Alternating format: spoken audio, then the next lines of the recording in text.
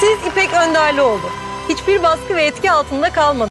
Kaya ve İpek düğünü olmayacak. Kaya ve Zerrin bebeklerini birlikte öğrenecek. İpek, Ecmel'e Zerrin'in bebeği Kaya'dan olduğunu söyleyecek. Kaya ve Zerrin aynı evde kalacaklar. Kaya Zerrin'in yurt dışına gideceğini öğrenecek ve hemen yetişecek. Kaya ve Zerrin havaalanı sahnası zirveye çıkacak. Birkaç bölüm sonrasında Demir ve Zerrin de boşanacaklar.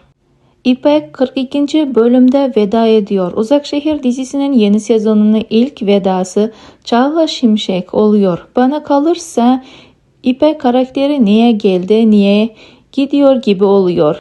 Öte yandan da son zamanlarda Musa Uzunlar'ın Alya'nın babası olarak diziye dahil olacağı yönünde çok fazla haber ortaya çıkmaya başladı. Fakat yapım tarafından Musa Uzunlar'a herhangi bir teklif yapılmadı.